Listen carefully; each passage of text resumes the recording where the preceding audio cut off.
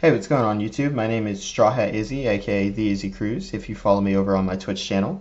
And today I'm bringing you what is going to be the big bad of next format, the supposed Tier 0 deck. It probably will be the best deck, but I don't think it's Tier 0. I think it's beatable. And that is Crossheart. So Crossheart is a combination of cards with different colors that all seem to work together very well. They take attributes from all of their respective colors, such as green having piercing, red having rush, and then yellow having DP depletion. And they all just come together to make these big monsters that can do a lot of damage really quickly and draw you a bunch of cards. So it's consistent, it's fast, it's powerful, leading up to it being probably the best deck of the format. Now, like I said, there are counters to the deck, and if you don't want to play Crossheart, you will probably have to play something that does beat the Crossheart matchup, since it is one, going to be very popular, mostly due to its price point. Most things are rares, commons, etc. And two, it's just so fast and so powerful that you have to be just as fast and just as powerful to be able to counter it. So, without any more introduction, I'm going to go ahead and show you guys the deck list. And at the end, stick around for the video where I talk about some of the things you can do to counter the deck, and things you can do to help you win the mirror a little bit faster. Alright, so we're going to go ahead and start off with the eggs. We're playing 4 copies of Pikmon. I'll go ahead and explain these cards since we don't have them released yet, and some people may not know what they do. Pikmon is a level 2 Crossheart egg that says if this Digimon has Crossheart in its traits, when attacking, draw 1 card. Very good. Very easy requirement to fulfill, which is super great in egg specifically. So like Upamon was one of these examples in both yellow and blue. And then Gurimon is also a current example that we have in red, to where the draw power is very easy to access, and I think this is probably one of the best eggs ever printed, especially for the archetype that it's in. So consistency is key with this deck, and this helps to that. That's also a reason why we don't play any other eggs, just those 4. From there, I'm playing 4 copies of Sparamon, and like I said, I'll go ahead and explain these cards as we go.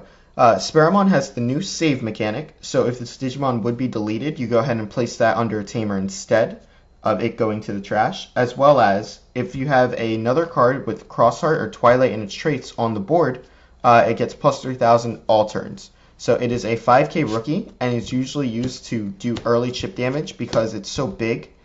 In combination with Pikmon, you draw a card, you do that chip, so you're basically 2 for 1-ing in that regard. And then because it's usually huge, most things can't beat it really on in the format, which allows it to get additional chip as long as it doesn't die to security. And then its inheritable is, if this Digimon has Shoutmon in its name, it gets Reboot. It might be Shoutmon, it might be Crossheart or Twilight, but I know it gives the Digimon Reboot as an inheritable. From there, we're playing 4 copies of Starmon. No, not the one from BT4/5. This Starmon only has the save mechanic as its ability, and then its inheritable is, if this Digimon has Shoutmon in its name, when attacking, draw a card. So similar to Pikmon, we get a little bit more consistency in the deck. This is how you do it with the Digi-Xros mechanic as opposed to evolution. And a cool thing about the rookies as well is all of them can Digivolve over Pikmon because Pikmon has Crossheart in its traits. So same thing for Sparrow, same thing for Starmons. Very good. And then the best rookie in the deck, probably one of the best cards in the deck, Shoutmon. So Shoutmon again evolves over that Pikmon because it is a level 2 Crossheart. And Shoutmon says, on play, look at the top 3 cards of your deck, add 1 Tamer and 1 Digimon with Crossheart in its traits to your hand, and then this card's inheritable ability is Rush. This is the card that allows you to do a lot of damage. If you can't get to any piece, this is the most important piece to get to. I think if they were ever to hit the Crossheart deck, this is probably the card that should go to 1, because it would slow down the deck dramatically without killing the theme of the deck, without taking away a lot of its power cards. So I think this card is really good. Definitely play 4 of it. Please do not play any less. And that's it for the rookie cards. There's only 12 of them. Majority of lists you'll see play a basic core of, I think, 40 cards. And then it's really the tech choices and options that you go ahead and mess around with. From there, we play 4 copies of Ballistamon. Ballista says if you have another card with Crossheart or in its traits on the field, this Digimon gains Blocker, which is really good for stopping decks like Imperial from getting early chip, the Mirror for getting early chip, a lot of these fast decks, Gaussmons, etc. And then its inheritable is if the Digimon has Shoutmon in its name, it gets Piercing. So taking away from that green element that it has, giving Piercing is really strong, especially when swinging over things. And then from there we play 4 copies of Jason Derulo, as my friend calls it. So Derulo, on play, if you have another card with Crossheart in its traits, one of your opponent's Digimon gets minus 3,000 until the following turn. This is very potent because it lets you beat cards like Solarmon, Psychmon, Chikurimon, Madoki Beta, any of the Flaggate type Digimon, as well as possibly being able to swing over things because you're reducing by 3,000, and then you can go ahead and Digi-Cross for a big Digimon. And then its inheritable is the opponent's security gets minus 2,000. So whenever you swing like cross 4, cross 5, you have a less chance of dying because you're beefing theoretically the Digimon. Well, you're really detracting from the security, but in theory it's beefing the Digimon. And that's it for the champions. Well, that's it for those champions, the ones with the save mechanic. Next we're going to move on to Shoutmon King version. So Shoutmon King version is a 1 of in this deck. It might be a 2 of in some people's, it might be a 0 of in others. I choose to play 1 because I think it's a really good game ender card. It doesn't have a crazy play cost option, and then it also recycles a card. So Shoutmon, for those who don't know, its name is always counted as Shoutmon, like original Shoutmon, not Shoutmon King. It Digi-Crosses for 1 with a Crossheart, and for those unfamiliar with the Digi-Cross mechanic, I'll go ahead and explain that now. So I would play Shoutmon for a cost of 5, and then I would announce that I'm going to Digi-Cross. Shoutmon's Digi-Cross requirement is any Digimon with Crossheart in its traits, so let's just take Darulumon. The Darulumon would go from my hand or field underneath this Digimon, and then it would reduce the play cost by 2.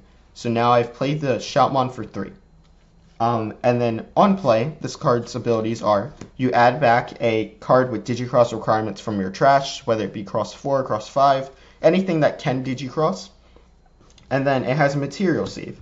So unlike the save mechanic, where if this card dies, you go ahead and place it under a Tamer, material save lets this Digimon get deleted, and then the card underneath it, whether it be 1, 2, or 3, this one happens to have Digi-Save or Material Save 1, put that under the Tamer. I think it's a really good game ender card, and its inheritable is plus 2,000, so it allows you to beat over big bodies, which can be relevant in a Black or Greymon matchup if you build on the back and you try to get up to a certain stack. So that matters. Next, we're going to move on to the best card in the deck. This is Shoutmon Cross 4. So Shoutmon Cross 4 is a 9 cost to play level 4 Digimon, which a lot of people may forget because there are occasions where sometimes you go like raising Pikmon Starmon in the raising, and then you just Digivolve here for 3. And then on the following turn you can swing and draw 2 cards, which is essentially the same as this card playing for a Digi-Cross. But on play, this card draws 2 cards. But the really strong effect of this card is, at the end of the attack, any materials that are under it, you can go ahead and destroy this Digimon, place the materials under a Tamer, and then unsuspend another Tamer. You don't have to unsuspend the same Tamer that you put the materials under, but you get to do both. All it has to do is survive the attack, end of attack, it destroys itself. And then it has Material Save 2, so let's say it did die to security, and I have these 2 sources under it. I can go ahead and save these 2 sources. Now, if I have 3 sources under it, you wouldn't have a stack like this because you can't Digi-Cross this way. I'll explain that in a minute. I can go ahead and place 2 sources. The rest will go to trash. The way this card Digi-Crosses is it requires a 1 Darulumon, 1 Ballista, 1 Shoutmon, and 1 Starmon. For each material, you reduce the play cost by 2. So the minimum this can ever cost on play is 1. But when you do it for 1, it is very potent. And when you're Digi-Crossing, the cards have to be in order from how they're written on the text. So for Cross 4, it says Shoutmon, then Ballistamon, then Darulumon, then Starmons. Now let's say I don't have a Ballistamon in my hand, or on my field. I would go Shoutmon, Darulu, Starmons. You still keep the order in which they are written. But now this one would cost 3 for this example because there's only 3 materials. I'll go ahead and keep these on the side so I can explain Digi-Crossing a little bit better for the next card. And yeah, that's why this card is insane. Really good combos with Taiki, and allows you to push a lot of damage really quickly, draw a bunch of cards, and that's where it gets most of the advantage in this deck. Lastly, we're playing 3 copies of Shoutmon Cross 5. I was originally playing 4. I might still go back to 4 because I think having the most amount of Digi-Cross options is how you win the mirror. If you see your Digi-Crosses before your opponent, you can pretty much mitigate everything else. But this card's really good. Security +1 always. blocker always, and then it has material save 3. So 3 of the materials, if this thing would die, go underneath any of the Tamer. And then it Digi-Crosses using Shoutmon, Ballistamon, Darulamon, Starmons, and then Sparrowmon, making it a free play cost because it usually costs 10, reduces 2 for each one. Now, this card is really cool because it helps push out a lot of damage. It is security +1, and all the inheritables will then trigger when attacking. So you would have Rush, Piercing, the security is -2000, so it lives anything that is less than 12k. So it can beat 11ks, it can beat anything lower than that. Starmons will draw your card on swing, and then this gives it Reboot. And that's very potent because this card naturally has blocker. So you can get 2 checks in and then Reboot and then still have a great blocker on the field. And that is all of the Digi-Xros cards and all of the Shoutmon cards in general across Heart Digimon. Next we'll move on to some tech cards and some options. I'm playing a singular copy of Death-Xmon. I think this card's really good, but I don't think you want to oversaturate your deck with it. I've tried it at 2, I've tried it at 3. 1 is where I have found it, and maybe you don't even want to play it, depending on how the format shapes up. But I find that an early Death-Xmon, whether they have like 4 cards on field and you play this card for 8, is really strong, because then I have to focus so much time and effort into destroying this Death-X. Because it's 15, it's constantly killing a body at the end of the opponent's turn, and it's doing just chip every single turn, which is very potent in the mirror. So the earlier you Death-X, I think the better, unless you're in a position where, like, if you Death-X because their board is so wide, you play it for free, get rid of a blocker, and then you go for, like, a kill shot with, like, an X5 or an X4. That's also powerful. So I don't think this card is bad in any way, shape, or form. I think how you utilize this card is the most important thing. Cool thing as well, you can go ahead and do stuff like this. Because the cards have to be in the order in which they are named, if you play Death-Xmon, it will de-digivolve this. This card will get popped, and then all of these fall off because this doesn't have material save, it only has save. So it makes your opponent lose a lot of resources when they're setting up just a Cross 5 or like any type of Digi-Xros card. So 1 copy of Death-X. From there, I'll move on to one of the most busted options in the game currently, Sunrise Buster. A yellow-red card that says you may play a yellow or red Tamer from your hand without paying its cost. And then, so after you've already played your Tamer, if you have one to play, you count the amount of Tamers you have. Only one of your opponent's Digimon get -3000 for every red and yellow Tamer on the field, specifically red and yellow Tamers. So if you have a Taiki and an Angie, and then you play Sunrise Buster, play another Angie, you'll be doing 9000 damage to one Digimon. Very good, because if hit in security, what typically happens is you'll Sunrise Buster, play an Angie, and the Angie will play a Darulamon, because that's how those cards resolved. Very good in combination with Angie specifically. That's why I recommend keeping some Angies in your hand so that you can resolve this card. And I think it's just super powerful. I just don't play 4 because it is reliant on the amount of Tamers that you have on your board. But I think 3 is a happy medium. From there, I'm playing 1 copy of Crimson Blaze. Very good card in the Justmon matchup. Super powerful. You just have to be careful because Justmon X can boost their cards to where they can't be deleted. But if you even play this when they don't have a board and they're about to raise their Justmon, you go, alright, I'll Crimson Blaze.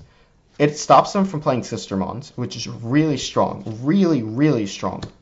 And in the following turn, you can just kill them because they can play Sistermons in retaliation. So even playing this for 5, guys, against Justmon that hasn't raised yet, is really good. Or playing it for 6, because they can't play Digimon by card effects. Super strong against Minerva Loop. Fairly okay in the mirror. I find it to be, it's fine. They can't play Digimon off of Tamers, but that's not its primary use, and it's why I only play 1 copy. I think more would oversaturate my deck. I draw it a little too much, and then that's not the goal. And the last option card I play is a copy of Gravity Crush. Gravity Crush has an interesting niche in this deck specifically, because sometimes you just need a couple more memory, just a little bit more, to be able to put damage out there and to end the game. And I think this card does this a lot better than cards like Blinding Ray, because Blinding Ray takes from security, and sometimes you evolve over your Sparrowmon, or over your Pikmon with Sparrow, or you evolve over with a like Shoutmon. So it's a little less consistent in my opinion than Gravity Crush, where you just need a red Tamer, and you play more red Tamers than you play yellow Tamers. So for that reason, it's really good. And then they gain 2 memory isn't really like that big of a deal, because a lot of times you can put them to 1, and if they have a memory tamer, Gravity Crush resolves putting them to 3 anyway. So that's really good, and as well as sometimes they just don't survive. Last time I put a card like Gravity Crush in my deck was for Dan Meg's winning Jesmon list and starter deck BT6 Jesmon, and he said it was fantastic back then. I think it's fantastic now in a deck that just needs a little bit more gas to win the game.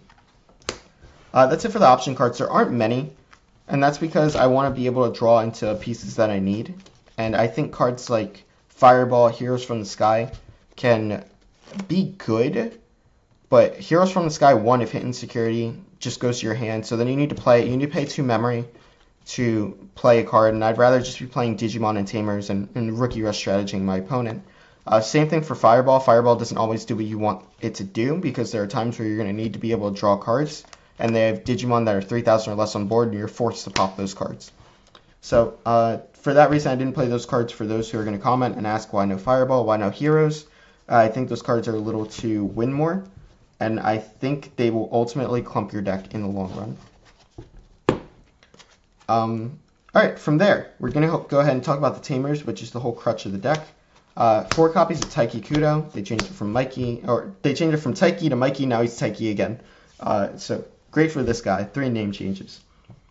Taiki says, on play, load the top 4 cards of your deck, add a card with Crossheart and Straits, and then place a Digimon with Crossheart and its traits underneath one of your Tamers. So let's say I look at the top 4 and I reveal double Taiki, Shoutmon, Ballista. I can take Shoutmon and put Ballista underneath. I can go ahead and grab a Taiki because it has Crossheart and its traits, and then play a Ballista underneath or Shoutmon underneath, and then the rest get bottom deck. The second part to play Digimon underneath the Tamer is mandatory. So if they reveal double cross 4 and they take 1 cross 4, the other one must go underneath Taiki. Just to let you guys know. But that's cool because you can use it for Shoutmon King version, which gives it a little bit more like leniency, because Shoutmon King version just says any Digimon with Crossheart. So that's really good. And then Insecurity just activates the main effect. Now, its best effect is you tap Taiki, and you are allowed to use cards from underneath your Tamer. Again, this is just an exclaimer for people that may not know what the deck does. For us veterans, we've already seen this a million times. Normally, Digi-Xros has to be done from hand or field. Instead, Taiki is allowed to go ahead and use the materials from underneath the Tamer. Any of the Tamers, by the way. It doesn't have to be underneath himself. And go ahead and Digi-Xros using those materials. So this is really good because the save mechanic saves them under the Tamer, and then you go ahead and tap it, and then you get to use those resources that you've already went through and use them as more resources. So it's nothing but value in this deck, and I think that's what makes it the best deck of the format. Next format is because it's just nothing but value. From there, I'm playing 4 copies of Jeremy. I see a lot of people cutting this card down to 3, and then play cards like Fireball and stuff like that. My issue with Fireball and Heroes, again, is that 1, I need a red Tamer in play, which isn't too hard, but it also means I've committed a turn to playing a red Tamer, then I'm committing 2 memory to drawing cards, then I'm committing another card. Whereas if I just play more of the Tamer cards, I can go ahead and commit these cards for the memory that they are, and then play the cards. So 4 of this, because I think this is really good in memory manipulating against your opponent, and being able to play cards for cheaper. There are combinations where you play double of this, and then you play a guy, etc. So, after rambling, Jeremy, or Zenjiro, as we're going to call him, allows you on play to play a Ballista from underneath one of your Tamers, it could be himself or like a Taiki, to the field without paying its cost. And then you can tap this card whenever you play Digimon Crossheart and its traits to gain a memory. So, cool combo you can do. Let's say I already have a Jeremy in play, right? I'm at 2 memory. Let's just say 2. I'll go ahead and play Jeremy for 3, putting them to 2. Then I'll play the Ballista from underneath one of my Tamers or from my hand, and I'll tap both Jeremys, and that goes ahead and puts them to 1. So now I have a blocker, and I've effectively memory choked them. The more Jeremys you have on field, the more you can memory manipulate. And this doesn't only work for Ballista. Let's just say I have this, and then I play this for 4, and I can go ahead and tap both of these -2, or gain 2 memory, and then this will -3,000 something. So Super powerful card. I don't agree with cutting any of the cross-art cards down. From there, we play 4 copies of Angie. This is going to be your consistency maker. Really good card.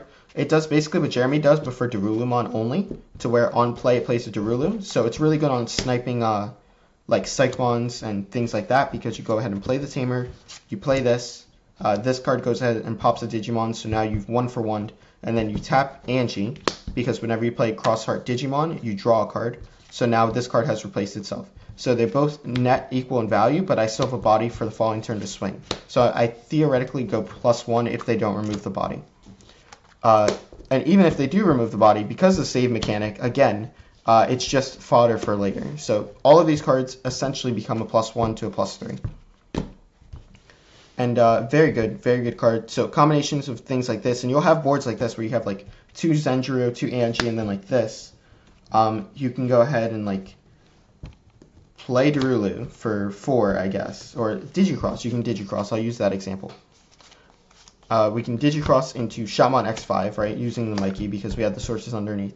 Then we can go ahead and tap both of these Angies, draw 2 cards. Then we can go ahead and tap both of these, gain 2 memory because this card was free. And then we can go ahead and swing, draw a card, do 2 damage, and then on the opponent's turn, go ahead and reboot. Very powerful, guys. Like, don't underestimate this deck. Learn the mirror. And that's it for the Cross Tamers. From there, I'm playing 2 copies of Tai. The reason I'm playing Tai over Kiraha is because Tai allows you to win the mirror faster. If they hit a Tai in security, it can be detrimental. So a standard play, whenever you're playing this deck, is pick one. Let's say you go first, right? This very standard, happens pretty often. I'm going to go Digivolve to this, play Ballista, put you to 2. So now I have 2 bodies that they can't really interact with because they have to set up a board. They have to do something. On the following turn, I'll be able to promote, swing, draw a card. If it dies, it's cool. If it doesn't die, fine. Then I can swing the Ballista. Now I've done 2 checks. Then I can go ahead and play a Tai, right? Pass the turn. They play whatever cards they're going to play. Let's say they clear my board.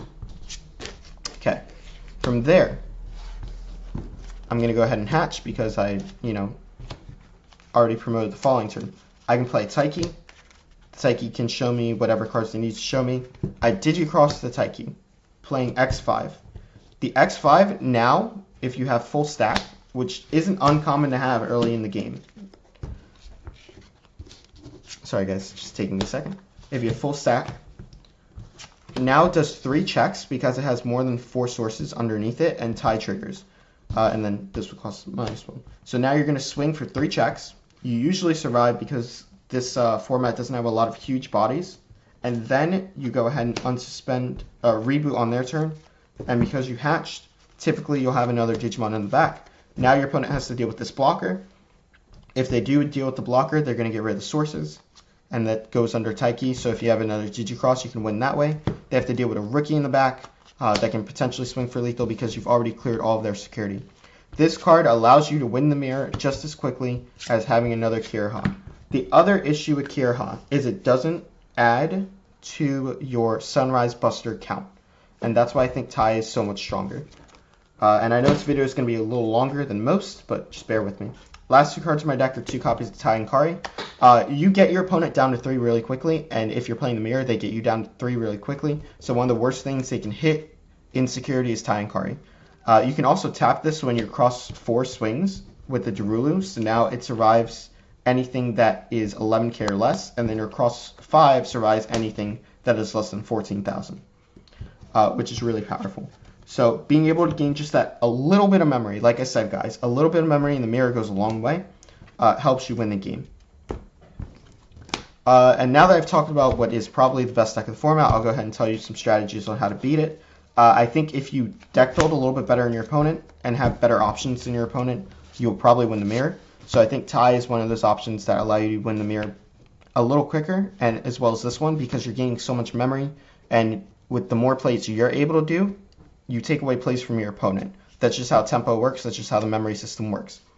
So I think being able to clear all of their security before they can even try to mount a comeback is really good. Decks that can beat this deck consistently, in my opinion. I think Imperial has a fairly good matchup into this deck.